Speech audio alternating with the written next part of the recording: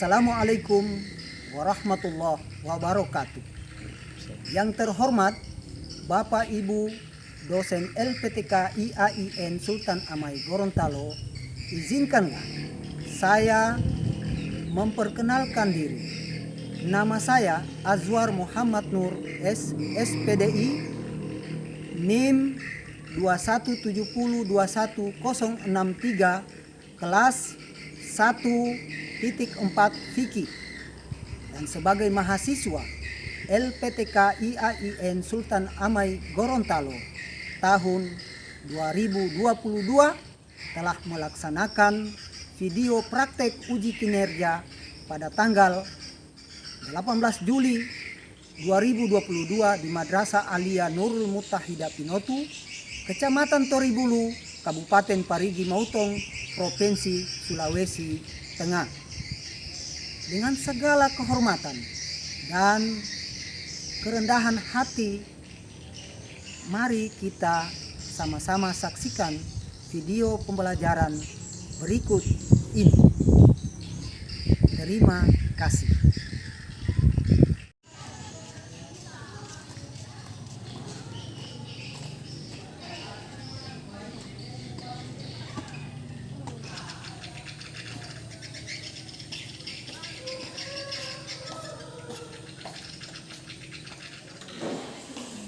Saidun, Kiaman.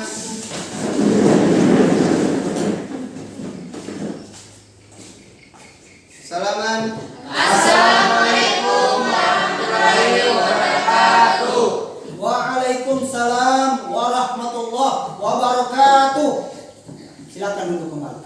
Jurusan. Ya. Apa kabar hari ini? Alhamdulillah, baik Ustaz. Alhamdulillah, hari ini kita akan melakukan pembelajaran. Tapi sebelum itu kita berdoa dulu ya, agar pembelajaran kita hari ini insya Allah diberkahi oleh Allah Subhanahu wa Ta'ala. Kepada ketua kelas Ananda Danin dipersilakan untuk memimpin doanya. Ya baiklah teman-teman, sebelum kita melaksanakan pembelajaran pada pagi hari ini, marilah kita berdoa. Bismillahirrahmanirrahim. Bismillahirrahmanirrahim. Raditu billahi rabba wabil islami dina wabil muhammadin nabiyan rasulan. Allahumma salli ala sayyidina Muhammad Allahumma shalli ala sayyidina Muhammad wa ala ali sayyidina Muhammad. wa ala ali sayyidina Muhammad. Rabbi zidni ilman Rabbi zidni ilman warzuqni fahman. warzuqni fahman. Rabbi sahli sadri Rabbi shrah sadri wa yassir li amri wa yassir li amri wal 'uqdatam min lisani wal 'uqdatam min lisani yafqahu qawli. yafqahu qawli. Rabbana atina Rabbana atina fid dunya hasanah fid dunya hasanah wa fil akhirati hasanah wa fil akhirati hasanah wa qina azabannar. wa qina adzabannar. Alhamdulillahirabbil alamin. Alhamdulillah. Kemudian Ustadz juga ingin memeriksa kehadiran kalian pada kesempatan ini. Siapa yang tidak hadir pada hari ini? Mustaqim, Mursalin, Ariana, itu yang tidak hadir ya. Berarti 3 orang. Insya Allah sebentar Ustadz akan simpan di daftar hadir ya, kehadiran kalian dan yang tidak hadir pada hari ini. Selanjutnya Ustadz ingin melihat keadaan kondisi tempat belajar kalian terlebih dahulu. Nah, Ustadz lihat di sini sepertinya ada kotoran di bawah meja ya. Ananda Afdal, coba dipungut, itu ada sampah di bawah kursi, ada di bawah meja. Pungut, kemudian dibawa ke tempat sampah. Ini Ustaz perhatikan seperti kurang semangat ini hari ini ya. Banyak yang loyo-loyo. Ya. Jadi kita yel-yel semangat dulu supaya belajar hari ini penuh dengan ya rasa penuh dengan rasa gembira, rasa semangat, menggairahkan untuk menerima pembelajaran. Ya. Jadi untuk Ananda Alvina, Ustaz silakan untuk memimpin ya yel-yel semangatnya. Ya, dipersilakan. Teman-teman berdiri semuanya.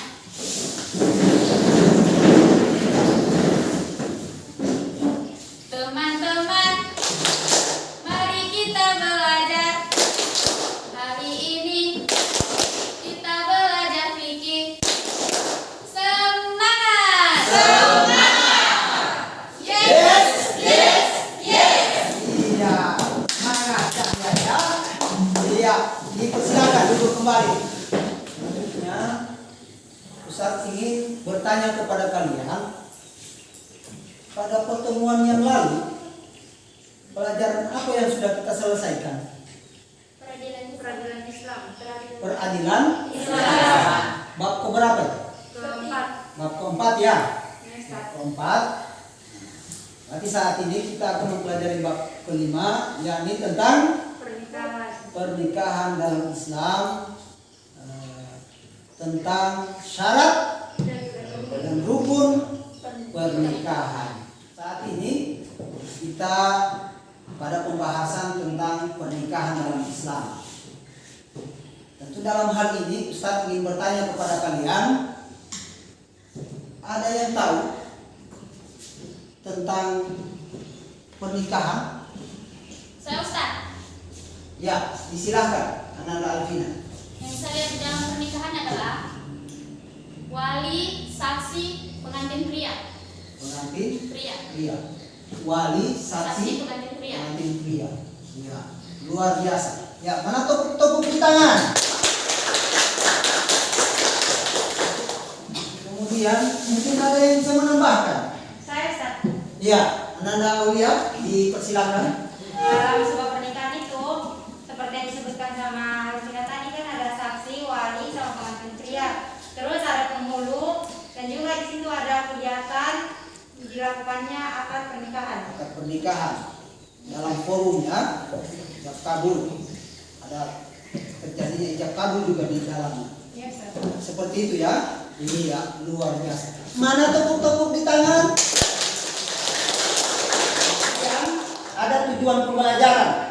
Melalui kegiatan pembelajaran menggunakan model atau metode pembelajaran yakni mind mapping. Dengan pendekatan saintifik, peserta didik diharapkan dapat berperilaku taat pada aturan hukum, membiasakan perilaku taat terhadap ketentuan hukum fikih dalam kehidupan sehari-hari, serta mampu menghayati hikmah syariat Islam tentang pernikahan Islam, membiasakan sikap tanggung jawab sebagai implementasi dari pemahaman tentang hukum pernikahan Islam, menjelaskan ketentuan Allah tentang perkawinan Islam dan hikmahnya, kemudian menunjukkan contoh-contoh perbedaan yang terkena ketentuan pernikahan Islam dengan rasa ingin tahu, tanggung jawab, disiplin. Selama proses pembelajaran bersikap jujur, percaya diri, dan pantang menyerah, serta memiliki sikap responsif, berpikir kritis dan proaktif, kreatif, serta mampu berkomunikasi dan bekerja sama. Anak-anak, mohon perhatiannya ke depan. Pada kesempatan ini Ustaz ingin menjelaskan kepada kalian yakni tentang kompetensi inti atau KI. Dalam hal ini KI 3 dan KI 4. Pada KI 3 itu terdapat pengetahuan, yakni memahami, menerapkan, menganalisis pengetahuan faktual, konseptual, prosedural berdasarkan rasa ingin tahu tentang ilmu, pengetahuan, teknologi, seni, budaya, dan humaniora dengan wawasan kemanusiaan, kebangsaan, kenegaraan, dan peradaban terkait penyebab fenomena dan kejadian serta menerapkan pengetahuan prosedural pada bidang kajian yang spesifik sesuai dengan bakat dan minat untuk memecahkan masalah. Itu KI 3 tentang pengetahuan. Selanjutnya KI 4 ini tentang keterampilan mengolah, menalar, dan menyaji dalam ranah konkret dan ranah abstrak terkait dengan pengembangan dari yang dipelajari di madrasah secara mandiri dan mampu menggunakan metode sesuai dengan kaidah keilmuan. Itu kompetensi inti. Yang selanjutnya ada kompetensi dasar. Dalam kompetensi dasar ini ya, atau disingkat dengan KD, ada 3.5 dan ada 4.5. Di 3.5 ini yakni menganalisis ketentuan perkawinan dalam hukum Islam dan perundang-undangan. Kemudian 4.5 menyajikan hasil analisis praktek pernikahan sesuai dan tidak sesuai dengan ketentuan hukum Islam yang terjadi di masyarakat. Dan kemudian ada indikator pencapaian. Ya, di sini juga yang akan Ustadz sampaikan pada 3.5.1 membandingkan ketentuan perkawinan dalam hukum Islam dan perundang-undangan. Nah, kemudian yang selanjutnya 4.5.1 menyeleksi praktek pernikahan yang sesuai dan tidak sesuai dengan ketentuan hukum Islam yang terjadi di masyarakat. Ya, ini indikator pencapaian. Kemudian selanjutnya kita bagi kelompok menjadi 3 kelompok. Nur Sakinah punya kelompok ya, kita namai dengan kelompok 1. Kemudian kelompok 2 Ananda Musdalifah, dan kelompok 3 Ananda Aulia. Ya, 3 kelompok ini insya Allah sebentar kita ada presentasi di depan kelas. Mohon perhatiannya ya anak-anak. Di depan ini telah terpampang gambar untuk diamati. Gambar ini adalah gambar berupa stimulus dari Ustadz sebagai guru kepada kalian. Nah, kalian setelah mengamati gambar ini, ada jawaban dari kalian, dan jawaban kalian itu merupakan respon dari peserta didik dari kalian untuk menanggapi dan mengamati gambar ini. Maka dalam gambar ini ada yang bisa memberikan komentar? Saya Ustaz. Silakan ke depan.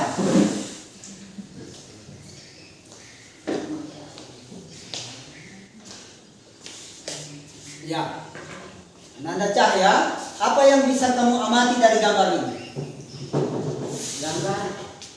Gambar ini menunjukkan sebuah pernikahan dalam Islam. Sebuah pernikahan dalam Islam. Silakan berikan komentar terhadap gambar ini. Pada gambar ini terdapat 2 orang saksi, yaitu ini Ya. dan ini, Ya. dan 1 orang penghulu yaitu ini, 1 orang wali yaitu ini, dan dua mempelai. Ya. Ada mempelai laki-laki, Dan mempelai perempuan. perempuan. Iya, bagus sekali. Mana tepuk-tepuk di tangan? Silakan duduk kembali. Selanjutnya, Ustadz ingin membacakan materi pengantar sebagai pembelajaran kita pada kesempatan ini kepada kalian, yakni tentang syarat dan rukun nikah. Yang pertama, pengertian rukun nikah adalah unsur pokok yang harus dipenuhi hingga pernikahan menjadi sah. Kemudian yang kedua, rukun dan syarat nikah. Ya, ada rukun dan syarat nikah, berikut penjelasan singkatnya. Pertama, ada calon suami. Syaratnya, calon suami itu harus beragama Islam. Kemudian yang kedua, benar-benar seorang laki-laki. Nah, bukan laki-laki jadi-jadian, tapi laki-laki tulen asli. Kemudian yang ketiga, menikah bukan karena dasar paksaan. Tidak boleh ada dasar paksaan. Ya, kemudian yang selanjutnya, yang keempat, tidak beristri empat. Jika seorang laki-laki menceraikan salah satu dari keempat istrinya, selama istri yang tercerai masih dalam masa iddah, maka ia masih dianggap istrinya. Dalam keadaan seperti ini, laki-laki tersebut tidak boleh menikah dengan wanita lain hingga masa iddah berakhir. Artinya ini maksud dari poin yang keempat ini, tidak beristri empat ini maksudnya jangan sampai melebihi dari ketentuan 4 yang disyariatkan oleh Islam. Seumpamanya dia belum menceraikan salah satu istrinya, mau memperistrikan yang kelima, tidak boleh. Harus ceraikan satu sehingga jumlahnya tetap 4. Tidak ada istri sampai 5, hanya ada 4. Kalau mau menambah lagi, ceraikan salah satunya supaya tetap berjumlah 4. Nah, begitu maksudnya itu. Kemudian yang kelima, mengetahui bahwa calon istri bukanlah wanita yang haram dia nikahi. Nah, ini nanti kalian akan pelajari apa semua itu, insya Allah sebentar. Kita lanjut. Yang keenam, calon istri bukanlah wanita yang haram dimadu dengan istrinya, seperti menikahi saudara perempuan kandung istrinya. Nah, ini berlaku bagi seorang laki-laki yang melakukan poligami. Tidak boleh menikahi 2 perempuan yang saudara sekandung, tidak boleh dalam Islam. Kecuali meninggal salah satunya. Bisa dipahami ya? Kalau sudah meninggal boleh dinikahi. Tapi kalau masih hidup tidak boleh menikahi 2 perempuan. Boleh. Nah, kemudian yang ketujuh, tidak sedang berihram haji atau umrah. Ini ketika melaksanakan ibadah di tanah suci. Tidak boleh melakukan pernikahan dalam situasi seperti itu. Bisa dipahami? Bisa. Alhamdulillah. Kemudian, bagaimana dengan calon istri? Apa syaratnya? Untuk calon istri syaratnya pertama, sama tadi dengan laki-laki, dia harus beragama Islam. Tidak boleh berbeda agama terjadi dalam pernikahan, tidak boleh. Itu haram ya hukumnya. Sama dengan melakukan perzinahan. Jadi calon istri atau calon suami itu harus Islam.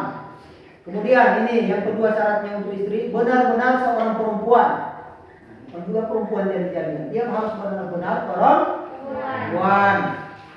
Harus dicek dari pihak keluarga apakah benar-benar perempuan. Begitu laki-laki, apakah memang benar-benar laki-laki, itu keluarga akan memahami seperti itu. Kemudian yang ketiga, mendapatkan izin menikah dari walinya. Artinya calon istri ini mendapatkan restu dari orang tua, sebagai wali. Kemudian yang keempat, bukan sebagai istri orang lain. Nah, yang masih ada keterkaitan istri orang lain belum diceraikan, tidak boleh dinikahi. Nanti selesai urusannya, status janda, baru boleh dinikahi. Kalau masih istri orang tidak boleh. Kemudian yang kelima, bukan sebagai muktada atau wanita yang sedang dalam masa iddah. Orang dalam masa iddah ini maksudnya masih ada hubungan keterkaitannya dengan suaminya, belum selesai diceraikan, masih ada menunggu waktu 3 bulan masa iddah. Masa iddah itu ditandai dengan 3 kalinya apa? Perempuan haid atau datang bulan ya, menstruasi. Kalau sudah lewat dari situ baru lewat masa iddah. Nah, kemudian yang keenam, tidak memiliki hubungan mahram dengan calon suami. Artinya istri ini tidak terjadi perkawinan seperti saudara kandung. Umpamanya si calon suami saudara kandungnya, si calon istri saudara kandung. Tidak boleh ada hubungan mahram. atau menikahi ibu tidak boleh, atau menikahi adik, atau menikahi ibu susu, saudara susu dan lain-lainnya. Itu tidak boleh ya, karena itu adalah mahram dalam Islam, tidak boleh menikahi. Kemudian yang selanjutnya, bukan sebagai wanita yang pernah dili'an calon suami. Dalam hal ini maksudnya li'an ini dilaknat suami karena tertuduh zina. Jadi bukan sebagai wanita yang pernah dili'an calon suami atau yang dilaknat suaminya karena tertuduh zina. Itu tidak boleh. Kemudian yang kedelapan, atas kemauan sendiri, bukan paksaan. Jadi melakukan pernikahan itu tidak boleh dipaksa. Harus atas dasar si calon istri itu secara lahiriah dan batiniah dia mau untuk dinikahi, tidak boleh dipaksa oleh pihak lain dari orang tua, tidak boleh. Kemudian tidak sedang ihram haji atau umrah, ini dalam ibadah tidak boleh melakukan pernikahan. Kemudian yang ketiga ini syaratnya adalah wali. Nah, wali di sini adalah laki-laki, kemudian beragama Islam, kemudian yang ketiga balik atau sudah dewasa, keempat berakal, kelima merdeka atau bukan berstatus sebagai hamba sahaya. Di zamannya kita tidak ada lagi perbudakan. Kemudian yang keenam adil, yang ketujuh tidak sedang ihram haji atau umrah. Itu syarat sebagai wali. Kemudian dua orang saksi. Ini syarat yang berikutnya, yang keempat. Dua orang saksi, syaratnya apa? Pertama, dua orang laki-laki, kemudian beragama Islam, dewasa atau sudah balik, berakal, merdeka dan adil. Kemudian yang keempatnya melihat dan mendengar. Tidak boleh jadi saksi itu orang yang tidak bisa melihat atau orang yang tidak bisa mendengar. Harus tidak boleh cacat, dia harus bisa melihat dan mendengar. Kemudian yang kelima, memahami bahasa yang digunakan dalam akad. Dia paham itu apa yang terjadi, itu bahasanya itu. Bahasa yang dia pahami karena dia sebagai saksi. Kemudian yang keenam, tidak sedang mengerjakan ihram haji atau umrah. Kemudian yang ketujuh, hadir dalam ijab kabul. Ini merupakan syarat dari dua orang saksi. Kemudian yang kelima, syarat dalam hukum pernikahan Islam itu ada ijab kabul. Nah, dalam ijab kabul itu syaratnya yang pertama, ya, menggunakan kata yang bermakna menikah. Umpamanya saya nikahkan atau saya menikahkan. Dalam bahasa Arab itu nikahun atau tuzawiju. Tuzawiju dalam bahasa Arabnya. Kalau kita di sini, kalau bahasa daerah di sini, nikah ini sering diartikan sebagai boti. Sebagai boti, bahasanya itu maknanya boti, sama maknanya itu dengan nikah.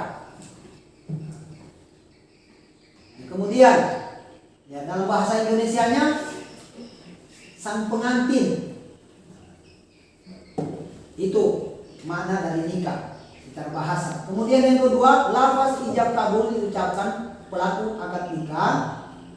Dalam hal ini pengantin laki-laki dan wali pengantin perempuan. Nah, kalau di daerah kita ini sering ada tradisi ya tangan itu saling ya memberikan apa namanya isyarat ya dengan jempol dalam ijab kabul itu. Kemudian dalam ijab kabul itu si wali menyerahkan ya, kepada calon suami dan calon suami itu menerima pernikahan menjadi sah dari calon istri. Tapi penyerahannya itu antara wali dan calon pengantin laki-laki. Itu disebut dengan ijab kabul. Yang keempat, pelaksanaan ijab kabul harus berada pada satu majelis tempat ya, tidak dikaitkan dengan satu persyaratan apapun. Kemudian yang kelima, tidak dibatasi dengan waktu tertentu. Itu merupakan syarat dari ijab kabul. Selesai. Mohon perhatiannya ke depan. Pada beberapa hari yang lalu, Ustadz sudah menugaskan kepada kalian untuk membuatkan model pembelajaran kita ini dalam bentuk mind mapping. Pada hari ini tugas kalian itu sudah ada di tangannya Ustadz ini. Selanjutnya tugas ini akan Ustadz serahkan kembali kepada kalian untuk dipelajari kembali. Ustadz inginkan di antara kalian ini bisa menggali pertanyaan-pertanyaan yang terdapat di dalam tugas yang telah kalian kerjakan ini. Ya, menggali pertanyaan-pertanyaan yang untuk insya Allah sebentar nanti bisa kalian presentasikan di depan kelas. Ya. Jadi tugas ini tentang syarat dan rukun pernikahan. Kalau di kelompok 1 apa? Wali nikah. Di kelompok 2 apa? Syarat dan rukun pernikahan. Kemudian yang di kelompok 3? Saksi nikah. Ya. Nah, ini Ustaz akan bagikan ini. Silakan dipelajari kembali, menggali ya pertanyaan-pertanyaan yang sifatnya critical thinking. Critical thinking artinya berpikir yang lebih kritis lagi, mencari soal-soal hoax. Bisa dipahami? Bisa. Iya. Kemudian selanjutnya ini Bapak berikan ini tugas yang kalian sudah kerjakan. Ya, selanjutnya mencari soal-soal hoax ya. Dipersilakan.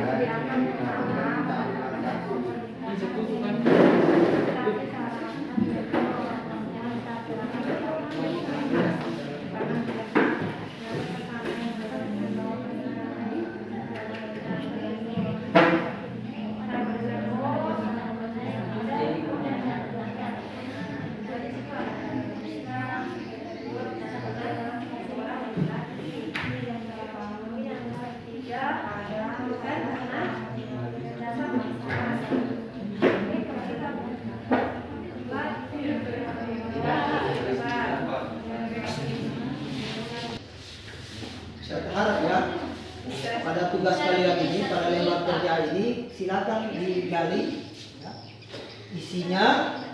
Mungkin kalian bisa mendapatkan ya, pertanyaan-pertanyaan baru yang ada di dalam tugas kalian ya. Digali itu kok, belajar menanya, mencari soal-soal hoax yang bisa ditanyakan. Kan ada calon suami, ada syaratnya, juga ada calon istri. Ya, menggali pertanyaan-pertanyaan yang baru ya, berupa soal-soal hoax.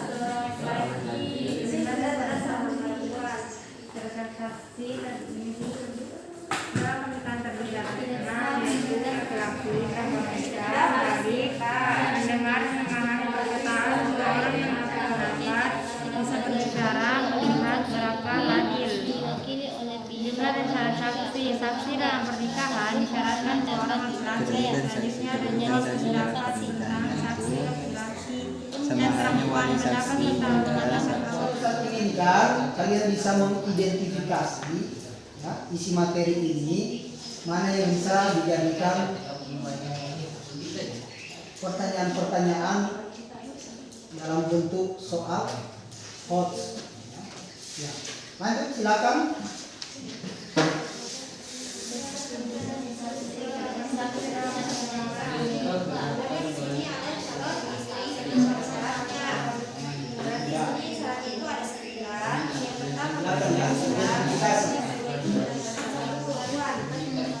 Kemudian Ustaz silakan kalian mencari referensi pendukung dari materi tugas kalian ini dalam bentuk ya online. Kemudian kalian hubungkan dengan lembar kerja yang telah kalian buat. Ya, silakan ya, dibuka handphonenya karena kemarin itu Ustaz sudah bagikan tugas-tugas tambahan itu dalam bentuk online ya, tugas-tugas online. Silakan dikerjakan.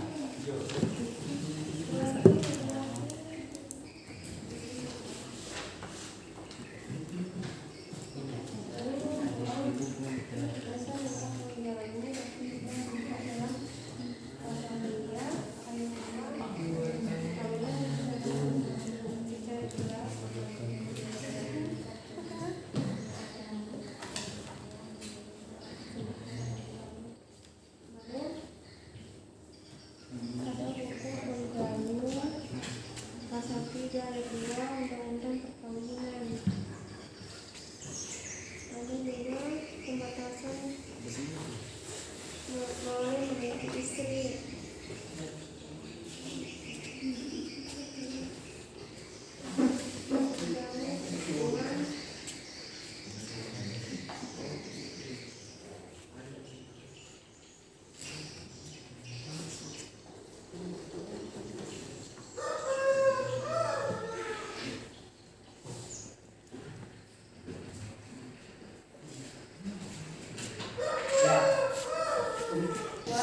Jadi untuk presentasi kita ini kita bagi sendiri satu ya di bagian ini siapa itu siapa sama siapa. Baru nanti sebelum itu kita bahas tiga pasal dalam itu dan mengenal baru kita bacakan ini. Silakan didiskusikan ya untuk persiapan presentasi. Lanjutkan.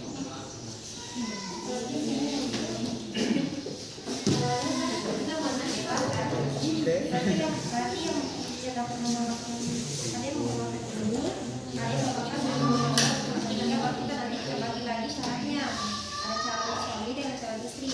Berarti nanti kita punya tugas untuk menjelaskan di depan. Nanti sudah selesai punya tugas saya. Baru nanti kita disimpulkan juga apa dari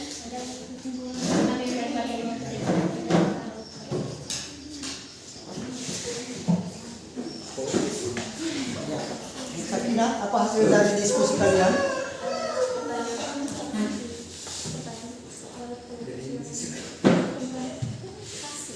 Tentang saksi. Jadi saksi ini menanyakan tentang bagaimana ketentuan untuk ayah menjadi saksi.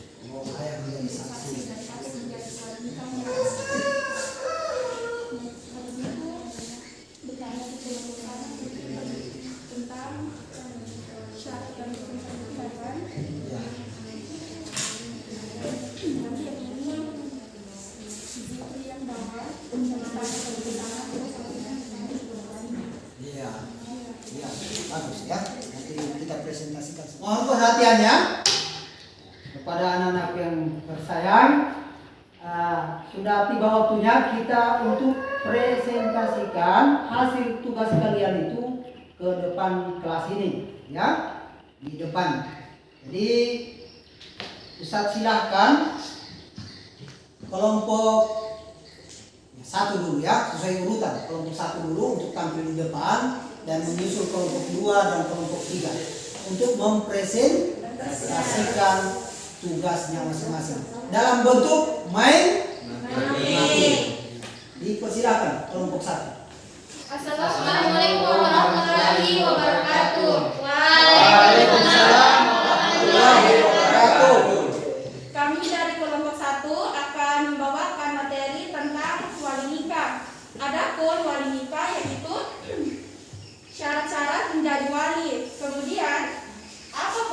dan wali, terus itu apa saja kedudukan dan wali dan apa saja syarat-syarat menjadi wali. Adapun syarat menjadi wali akan dijelaskan oleh teman saya. Syarat wali ada terbagi menjadi 7. Yang pertama, laki-laki. Yang kedua, beragama Islam. Yang ketiga, balik. Yang keempat, berakal. Yang kelima, adil.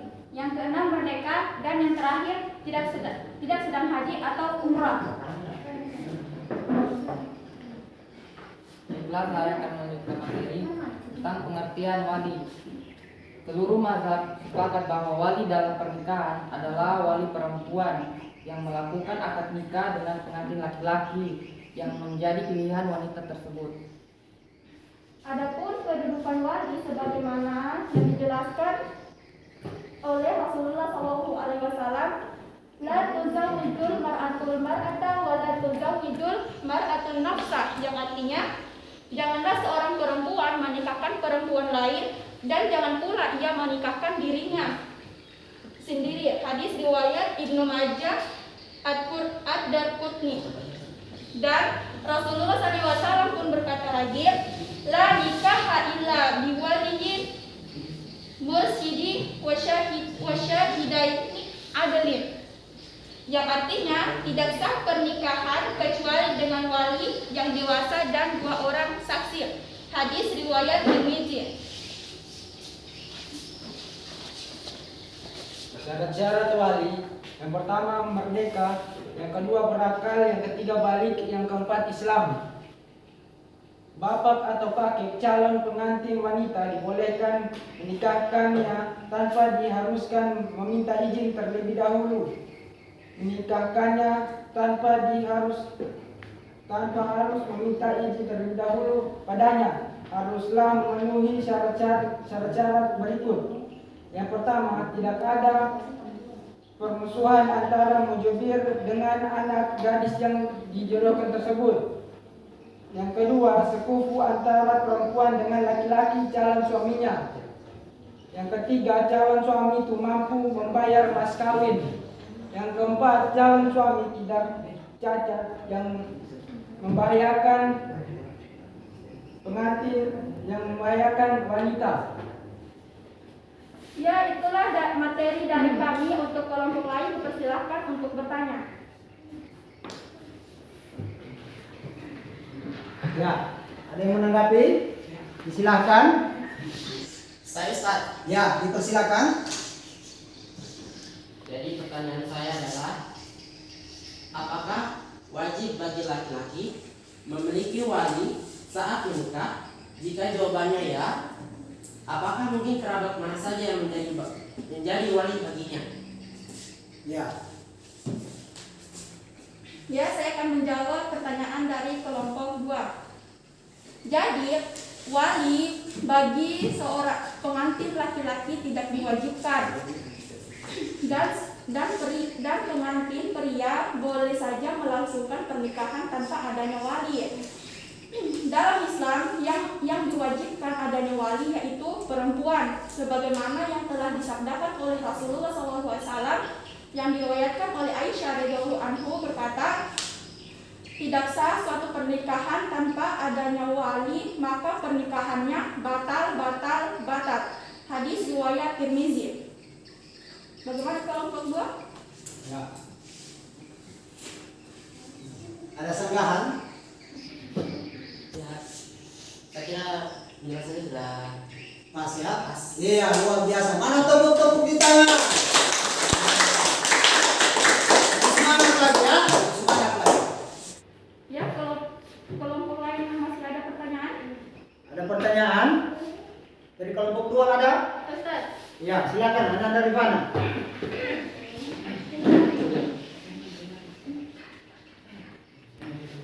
saya ingin bertanya kepada kelompok 1. Dalam sebuah ilustrasi cerita, ayah ibuku telah berpisah sejak 24 tahun yang lalu. Ketika saya masih menyusu, hubungan mereka buruk. Sekarang saya sedang dilamar seorang pemuda dan kami telah sepakat. Akan tetapi dia ingin mendengar pendapat ayah saya. dan mendengar persetujuannya. Ibu saya menolak memberitahu bapak saya kecuali saat akad dan lamaran telah sempurna tanpa sepengetahuannya. Pemuda itu berkata kepada saya, harus ada persetujuan dari ayah saya. Jika tidak, maka kesepakatan antara kami batal. Pertanyaannya, saya tidak tahu apa yang harus saya perbuat. Apakah jika bapak saya menolak menikahkan saya, maka saya tidak berhak menikah? Siapa yang bisa jawab? Ananda Iblis, silakan. Baiklah, saya akan menjawab pertanyaan Tidak sah nikah tanpa wali. Wanita tidak berhak menikahkan dirinya sendiri atau orang lain. Tidak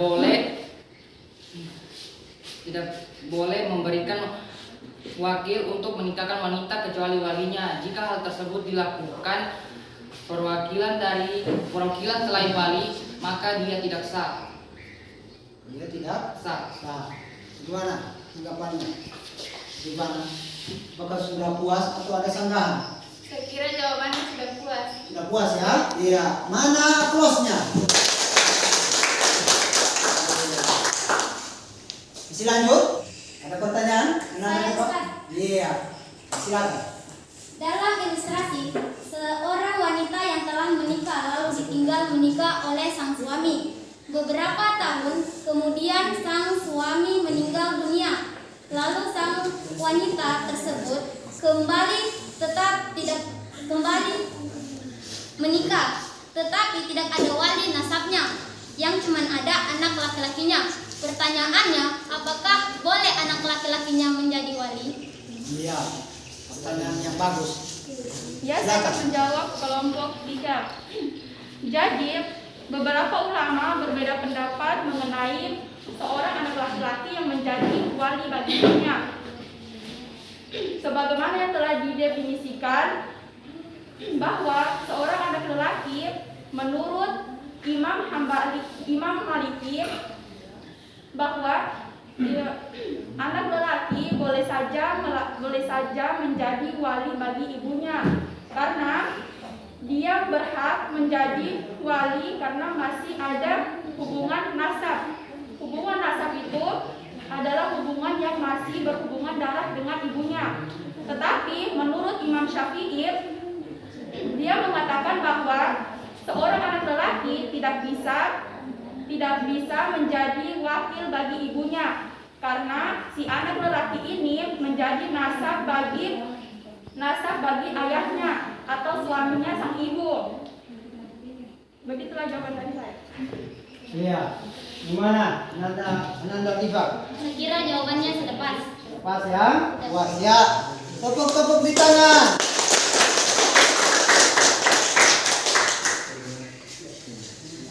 Ya, terima kasih. Itulah presentasi dari kelompok kami. Kami akhiri. Wallahul musta'an. Wassalamualaikum warahmatullahi wabarakatuh. Waalaikumsalam warahmatullahi wabarakatuh. Ya. Silakan duduk kembali ya.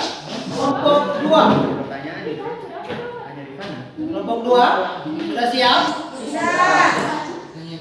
Dipersilakan maju ke depan. Assalamualaikum warahmatullahi wabarakatuh. Waalaikumsalam warahmatullahi wabarakatuh. Ya, silakan. Perkenalkan, kami dari kelompok 2 akan memaparkan hasil dari memakin kami yang berjudul syarat dan rukun nikah. Baik, syarat dan rukun nikah pengertiannya yaitu rukun nikah adalah unsur pokok yang harus dipenuhi hingga pernikahan menjadi sah. Dan yang kedua itu rukun dan syarat nikah. Adapun rukun dan syarat nikah berikut penjelasannya. Yang pertama, calon suami. Syaratnya yang pertama, beragama Islam, benar-benar seorang laki-laki, menikah bukan karena dasar paksaan, tidak beristri 4, mengetahui bahwa calon istri bukanlah wanita yang haram untuk dinikahi. Yang keenam, calon istri bukanlah wanita yang haram dimadu dengan istrinya. Yang ketujuh, tidak sedang berihram haji atau umrah. Lanjut ya, yang kedua calon istri beserta syaratnya. Dan syaratnya dibagi menjadi 9, yaitu 1. Beragama Islam, 2. Benar-benar seorang perempuan, 3. Mendapatkan izin menikah dari walinya, yang keempat, bukan sebagai istri orang lain, yang kelima, bukan sebagai mutadab, yang keenam, tidak memiliki hubungan mahram dengan calon suaminya, 7. Bukan sebagai wanita yang dilihat calon suaminya, yang 8. Atas kemauannya sendiri, yang 9. Tidak sedang ihram haji atau umrah. Baik, itulah penjelasan dari Min Mating kami. Siapa tahu teman-teman kelompok lain yang ada ingin mengajukan pertanyaan. Ya, silakan. Ingin bertanya. Baik. Banyaknya di media berita tentang nikah paksa atau perjodohan, dan banyak pula di lingkungan kita. Sedangkan dalam rukun dan syarat nikah yaitu menikah bukan karena paksaan. Jadi pertanyaannya, sah atau tidakkah pernikahan nikah paksa? Baik, saya akan menjawab pertanyaan dari saudara Sakina. Menurut hukum Islam, jika orang tua ingin menikahkan anaknya dalam artian menjodohkan, maka hendaklah ia meminta persetujuan dari anak-anaknya, baik dari pihak perempuan maupun pihak laki-laki.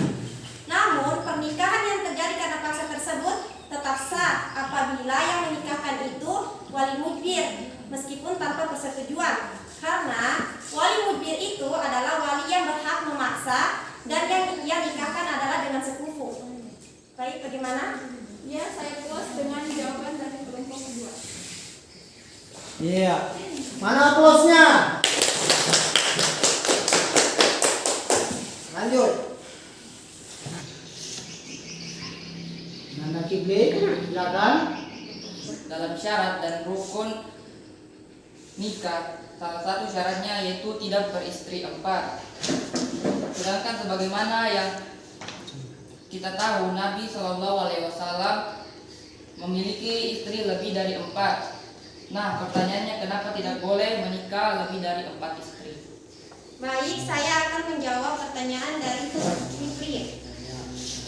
Pernikahan Nabi Muhammad tersebut adalah perintah dari Allah. Pada dasarnya, Nabi Muhammad SAW berpoligami karena bersifat mulia yang di dalamnya ada hikmah untuk menolong janda-janda dan yatim piatu untuk berjuang di jalan Allah. Nah, sudah jelas juga dalam Quran, dalam hadis dan Al-Quran, sebagaimana dalam Quran surah An-Nisa ayat 3, yaitu seorang muslim hanya boleh memiliki seorang istri 4 saja. Alasannya karena manusia itu adalah tempatnya lupa dan salah.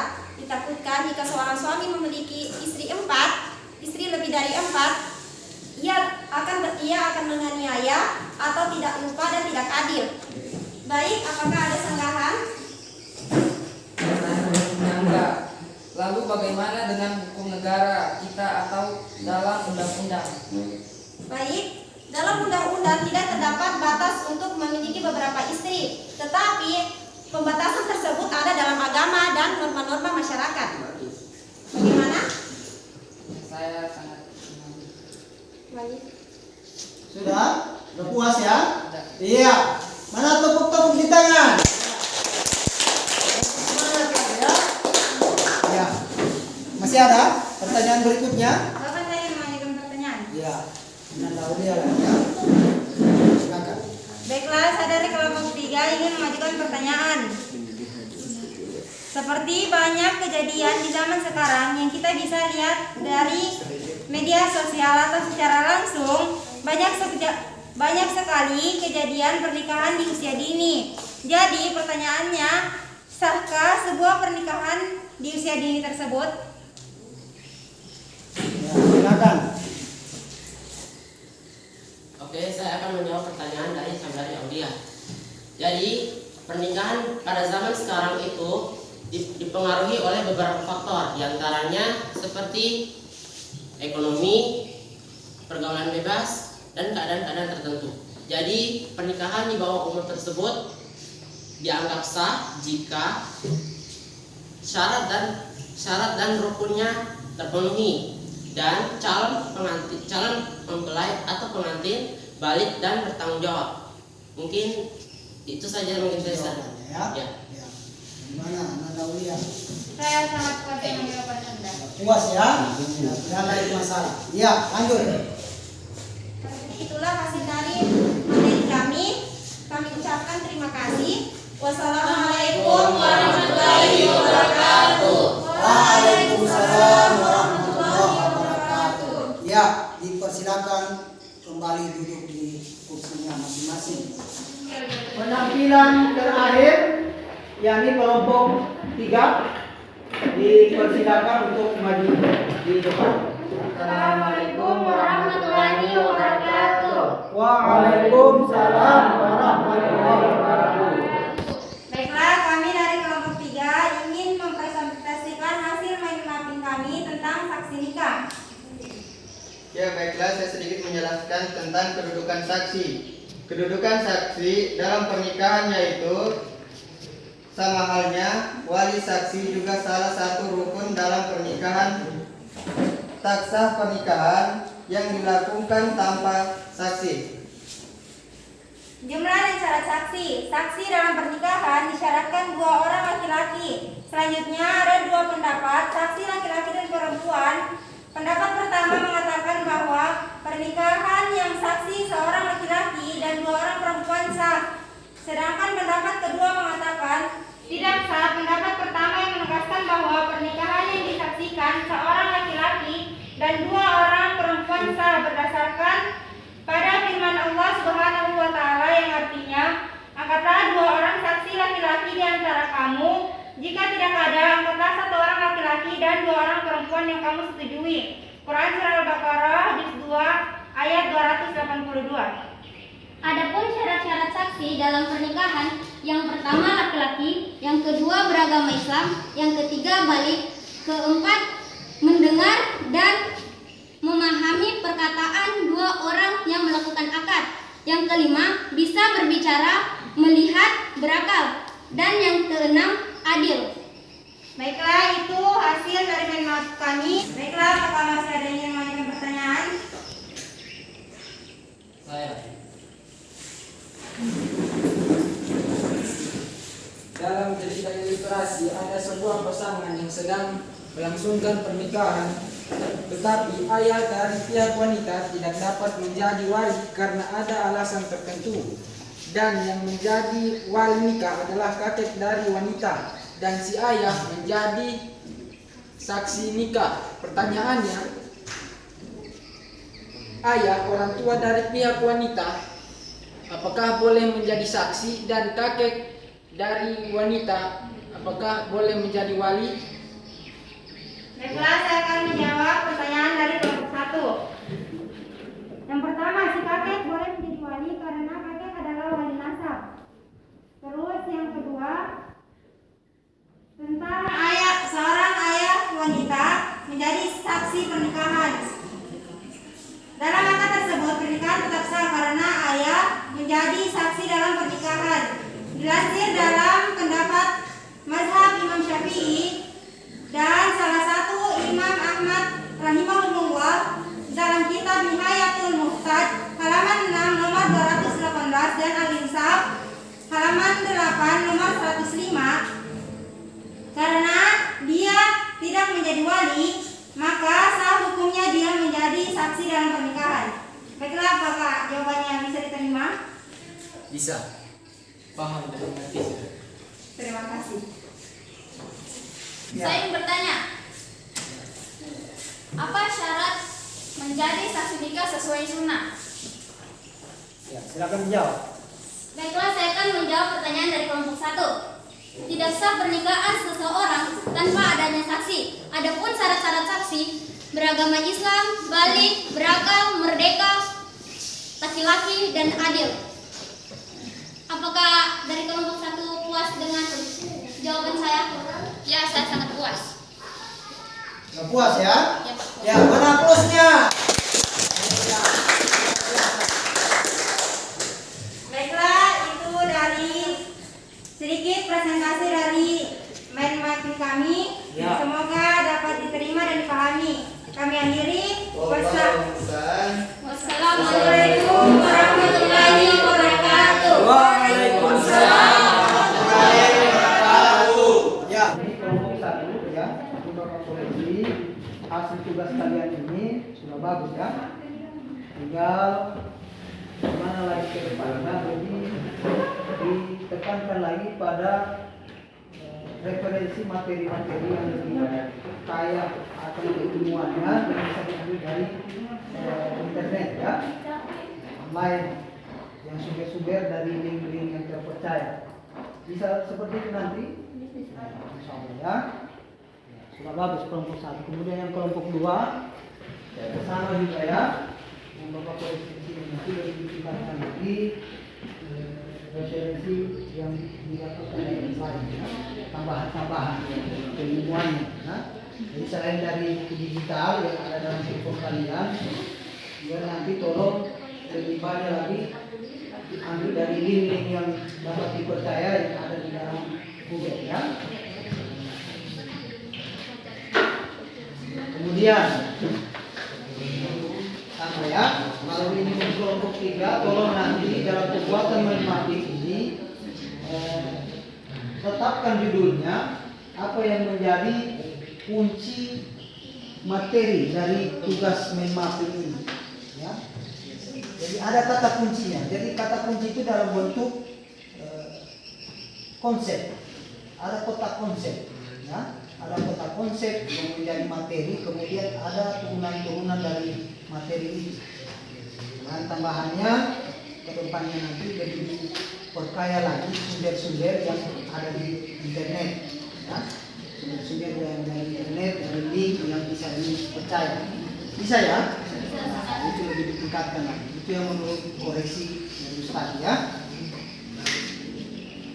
Kemudian selanjutnya dari materi ini Ustaz persilahkan kepada kalian menyimpulkan masing-masing tugas ini dari kelompok 1, kelompok 2 dan kelompok 3. Kelompok mana dulu yang untuk menyimpulkan? Ya, oke. Kita silakan kelompok 2 dulu ya. Silakan. Baik, kesimpulan dari syarat dan rukun nikah. Apabila syarat dan rukun nikah tidak terpenuhi, maka tidak akan sah suatu pernikahan. Dan sebaliknya juga, jika syarat dan rukun nikahnya terpenuhi, maka pernikahan tersebut bisa dikatakan sah atau sah suatu pernikahan jika rukun dan syaratnya terpenuhi. Iya.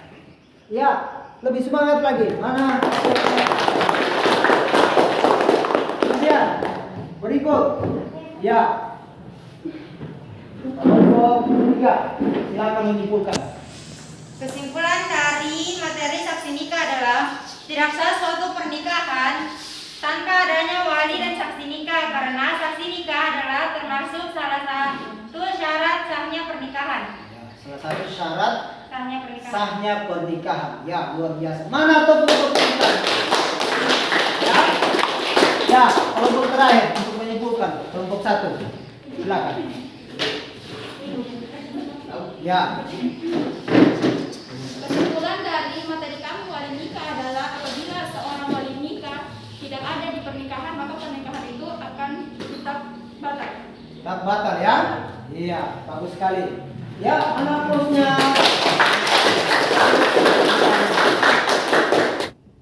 Mohon perhatiannya pada anak-anak. Tadi kita sudah menyimpulkan materi dari masing-masing tugas yang kalian kerjakan. Tibalah saatnya kini ya, kita masuk pada kegiatan penutup. Di dalam kegiatan penutup ini, Ustaz ingin memberikan pesan kepada kalian dalam materi pernikahan ini. Semoga dalam materi ini bisa kalian lebih kaji lebih mendalam lagi agar nantinya lebih kaya akan keilmuan tentang materi pernikahan dalam Islam. Lebih diperkaya lagi, yang tentunya itu harapan dari kita, karena ini penting sekali untuk kita pelajari, karena ini menyangkut tentang bagaimana hukum Islam menjawab tentang nikah dalam pernikahan dalam Islam. Itu sangat penting bagi kita. Oleh karena itu, melalui kesempatan ini, itu harapannya Ustaz untuk lebih diperdalam lagi dari pelajaran dari pernikahan dalam Islam. Akhirul kalam, jika ada ya, kekurangan dari Ustaz, mohon dimaafkan karena sebagai manusia biasa tak luput dari kalau istilahnya itu ibaratnya itu ada gading yang tak retak. Ini tidak ada yang sempurna, memang kita punya kelemahan. Jadi Ustaz akhirul kalam, Allahu musta'an, wassalamualaikum warahmatullahi wabarakatuh.